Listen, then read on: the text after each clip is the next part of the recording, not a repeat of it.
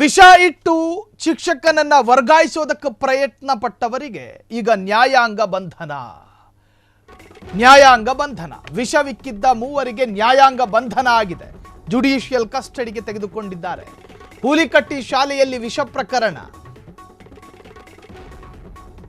ಶ್ರೀರಾಮ ಸೇನೆಯ ಮುಖಂಡ ಸಾಗರ ಪಾಟೀಲ್ ಜೈಲು ಪಾಲು. ಕಂಬಿ ಎಣಿಸ್ಲಿ ಹೋಗಿ. ಸಾಗರ್ ಪಾಟೀಲ್ ಸೇರಿ ಮೂವರಿಗೆ ನ್ಯಾಯಾಂಗ ಬಂಧನ. ಆಗಸ್ಟ್ 11ರವರೆಗೆ ನ್ಯಾಯಾಂಗ ಬಂಧನಕ್ಕೆ ನೀಡಿ ಸವದತ್ತಿ ಕೋರ್ಟ್ ಆದೇಶವನ್ನು ಹೊರಡಿಸಿದೆ. ವಿಷ ಇಟ್ಟಿದ್ರು ಇವರು.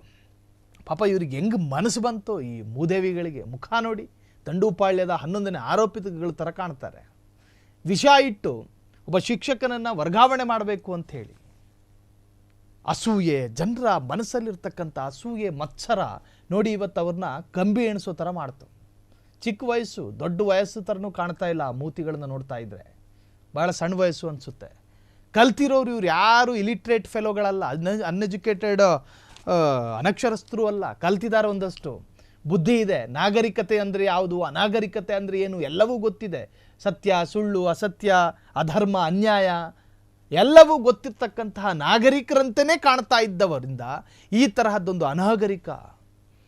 ಈವರೆಗೂ ಒಂದು ಸಿಂಹ ಮತ್ತೊಂದು ಸಿಂಹದ ಆಹಾರಕ್ಕೆ ವಿಷ ಹಾಕಿ ಮತ್ತೊಂದು ಸಿಂಹದ ಸಾವಿಗೆ ಕಾರಣ ಆಗಿಲ್ಲ. ಎಲ್ಲೂ ಕೂಡ ಆ ಥರದ ಉದಾಹರಣೆಗಳಿಲ್ಲ.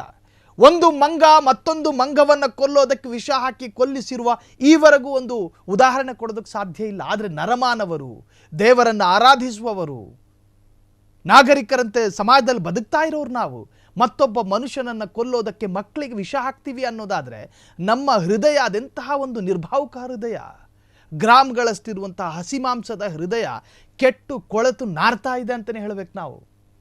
ಕೆಟ್ಟು ಕೊಳೆತು ಜಡವಿಡಿದು ಮಲಿನವಾಗಿದೆ ನಿಮ್ಮ ಹೃದಯಗಳು. ಇವತ್ತು ನ್ಯಾಯಾಂಗ ಬಂಧನ ಆಗಿದೆ.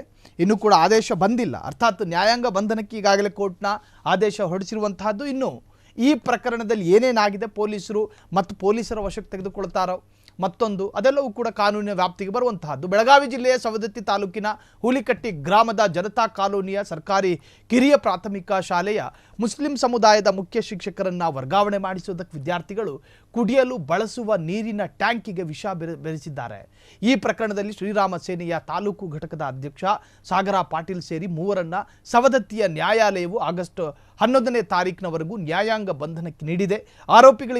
ಆರೋಪಿಗಳು ಇನ್ನು ಸಾಗರ ಪಾಟೀಲ್, ಆತನ ಸಂಬಂಧಿ ನಾಗನಗೌಡ ಮತ್ತು ಕೃಷ್ಣ ಮಾಧರ ಅವರನ್ನು ಸವದತ್ತಿಯ ಹಿರಿಯ ಸಿವಿಲ್ ನ್ಯಾಯಾಧೀಶರಾದ ಸಿದ್ದರಾಮ ಅವರು ನ್ಯಾಯಾಂಗ ಬಂಧನಕ್ಕೆ ನೀಡಿದ್ದಾರೆ.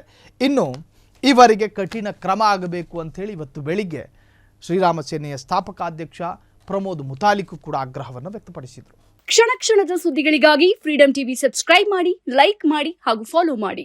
ಹೊಸ ಸುದ್ದಿಗಳ ನೋಟಿಫಿಕೇಶನ್ಗಾಗಿ ಬೆಲ್ ಐಕಾನ್ ಮೇಲೆ ಕ್ಲಿಕ್ ಮಾಡಿ.